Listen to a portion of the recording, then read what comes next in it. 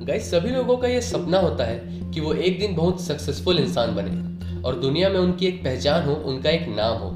इसलिए वो बहुत मेहनत भी करते हैं, कोई स्पोर्ट्स के फील्ड में, कोई एंटरटेनमेंट के फील्ड में, कोई बिजनेस के फील्ड में, एक्सेट्रा।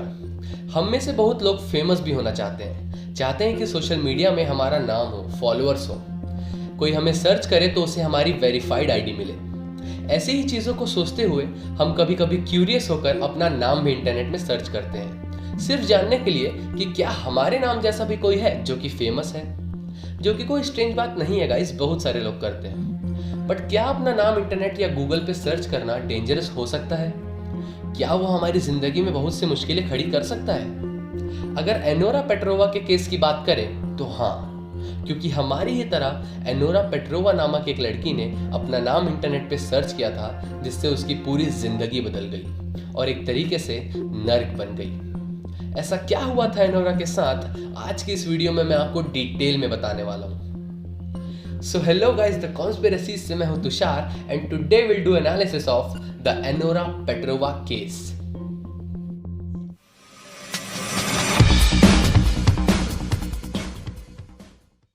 गाइस, एनोरा एक आम सी लड़की थी जो कि पोर्टलैंड में अपने माता पिता के साथ रहती थी। बचपन से ही उसको आइस स्केटिंग में बहुत इंटरेस्ट था, जो कि एक प्रसिद्ध यूरोपियन स्पोर्ट है।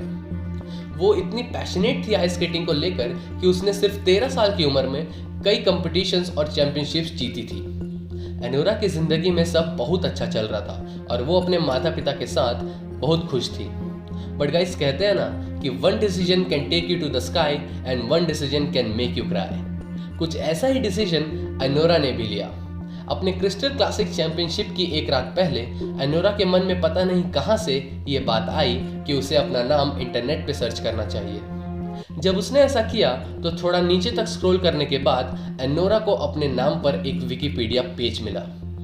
उसने सोचा कि यह पेज उसी के जैसे नाम वाले किसी दूसरे इंसान का होगा, मगर जब उसने वो पेज ओपन किया तो देखा कि उस पेज में उसकी जिंदगी से जुड़े हुए कई सारी बातें लिखी हुई है और वो सब सच भी थी। इससे भी क्रीपी चीज ये थी गाइस कि उसी पेज के अचीवमेंट सेक्शन में एनोरा को क्रिस्टल क्लासिक चैंपियनशिप का विनर बताया गया था। इसमें अजीब बात यह है कि वो चैंपियनशिप तो अभी तक हुई ही नहीं है, तो कैसे किसी ने उसे इसका विनर घोषित करके विकिपीडिया में डाल दिया। एनोरा ने सोचा कि उसके फादर ने यह पेज बनाया होगा उसे मोटिवेट करने के लिए, और इसमें उसे विनर बताकर वे एनोरा का कॉन्फिडेंस बढ़ाना चाह रहे हैं। अगले दिन एनोरा पेट्रोवा ने क्रिस्टल क्लासिक चैंपियनशिप को जीत भी लिया और सब खुशी मनाने लगे। बट जब एनोरा ने अपने फादर से उस पेज के बारे में पूछा तो उनका कहना था कि उन्होंने कोई भी ऐसा पेज नहीं बनाया है। गाइस, अब एनोरा अपने हर कंपटीशन के पहले उस पेज पर जाती और उसे पढ़ती, और जो भी उसमें लिखा होता वो कंसिस्टेंटली सच होता जाता। कुछ चैंपियनशिप्स जीतने के बाद एनोरा के मन में फिर से एक खुराफात ने जन्म लिया। उसने उस विकिपीडिया पेज को एडिट करने की कोशिश करी और उसमें अपने ओलंपिक से जुड़े हुए इंफॉर्मेशन को अल्टर यानी बदलने की कोशिश करी। और यही एनोरा की जिंदगी की दूसरी बड़ी गलती थी, क्योंकि पहले तो एनोरा ऐसा कर नहीं पाई और उसके बाद उसके साथ बहुत अजीब और बुरी घटनाएं घटने लगी, जैसे कि उसने किसी डेविल को डिस्टर्ब कर दिया हो। गाइस, उस इंसिडेंट के कुछ दिनों बाद वो पेज फिर से अपडेट हुआ एंड दिस टाइम उसमें एनोरा पेट्रोवा के बारे में जो इन्फॉर्मेशन लिखी हुई थी वो पूरी तरह से बदल चुकी थी। इस बार उसमें लिखा था कि एनोरा पेट्रोवा एक सेल्फिश लड़की है जिसे अब वही मिलेगा जो वो डिजर्व करती है। उसमें यह भी लिखा था कि एनोरा एक अनाथ लड़की थी जिसके माता पिता की मौत एक कार एक्सीडेंट में हुई थी। इस चीज को पढ़ने के बाद एनोरा बहुत ज्यादा घबरा गई और उसी घबराहट में उसने अपने मॉम डैड को फोन लगाने लगी। बट बहुत कोशिश करने के बाद भी उनका फोन कनेक्ट नहीं हुआ। अगले दिन एनोरा को खबर मिली कि उसके मॉम डैड की कार का एक्सीडेंट हो गया है और उसमें उन दोनों की मृत्यु हो गई। एनोरा बहुत ज्यादा डर गई और अपनी मॉम डैड के खबर सुन के बहुत ज्यादा दुखी हो गई। But at the same time Anura का उस विकिपीडिया पेज को लेकर बहुत दिमाग खराब था। उसने उस विकिपीडिया पेज को इंटरनेट से हटवाने की बहुत कोशिश करी। उसने विकिपीडिया एडमिनिस्ट्रेटर से भी कांटेक्ट किया बट कोई रिप्लाई नहीं आया और आखिर में वो ऐसा करने में असफल रही। लगातार अपने आइस स्केटिंग में बुरी परफॉर्मेंस और माता पिता की जाने की वजह से एनोरा अब हाई डिप्रेशन का शिकार हो गई और उसका पूरा समय अलग अलग शहरों में अपने इलाज के लिए घूमने में बीतने लगा।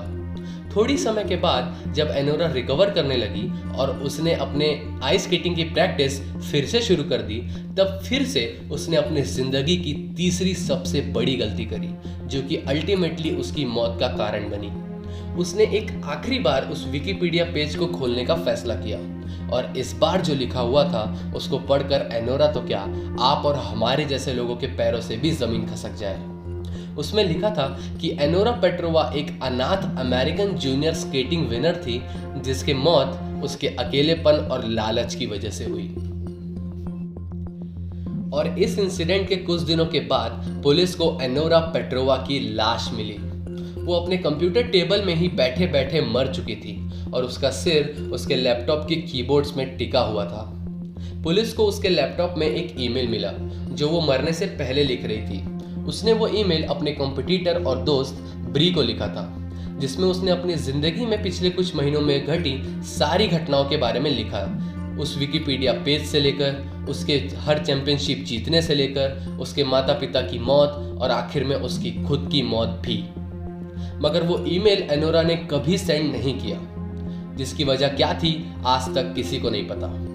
और गाइस, यहीं पे इस कहानी का सबसे बड़ा ट्विस्ट आता है।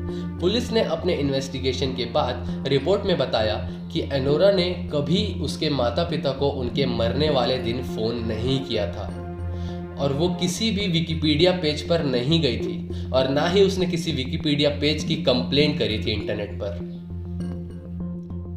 गाइस, ये जो पूरा इंसिडेंट मैंने आपको बताया, ये बेसिकली एक वेबसाइट क्रीपी पास्ता में किसी ने अपलोड किया था। आप अगर एनोरा पेट्रोवा करके इंटरनेट में सर्च करोगे तो आपको एनोरा की जगह मारिया पेट्रोवा नामक एक फिगर स्केटर का विकिपीडिया पेज मिलेगा। और क्रीपी पास्ता में वैसे भी ज्यादातर फ्रिक्शनल वर्क चलता है, तो मेरी थ्योरी कहती है कि किसी ने मारिया पेट्रोवा के नाम और प्रोफेशन को उठाकर एक मनगढ़ंत कहानी बनाई और डाल दिया उसे क्रीपी पास्ता पर, जो कि वायरल होने लगा।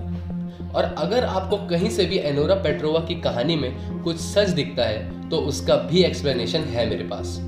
हो सकता है कि एनोरा किसी मेंटल डिसऑर्डर से जूझ रही हो सकता है कि उसके माता पिता का निधन बचपन में ही हो गया हो और उसने अपने मन में एक इमेजिनरी वर्ल्ड क्रिएट कर लिया हो जिसमें ये सारी घटनाएं हुई। एक्चुअली में ऐसी बीमारी को शिज़ोफ्रेनिया कहते हैं गाइस, जिसमें इंसान कुछ ऐसी चीजें सोचने लगता है जिससे उसका दुख खुशी में बदल जाता है और उसी इमेजिनेशन में उसकी वो जरूरत भी पूरी हो जाती है जिसके लिए वो जीवन भर तरसा हो और उसके किसी डर की वजह से कुछ क्रीपी थिंग्स भी वो सोचने लगता है, जैसे एनोरा ने इस विकिपीडिया पेज के बारे में सोचा। ऑलराइट गाइस, तो आपको ये वीडियो कैसी लगी नीचे कमेंट्स करके ज़रूर बताना और क्या आप इस कहानी को सच मानते हो या झूठ मानते हो वो भी बताना। और यहाँ तक अगर देख लिए हो तो सब्सक्राइब किए भी ना कहीं मत जाना। अगर आपको लगता है कि किसी को ये कहानी सुनाकर डराना चाहिए तो उस तक ये वीडियो ज़रूर शेयर करना। मैं आपसे मिलूंगा जल्दी, तब तक के लिए देखते रहिए द कॉन्स्पिरेसीज इन हिंदी।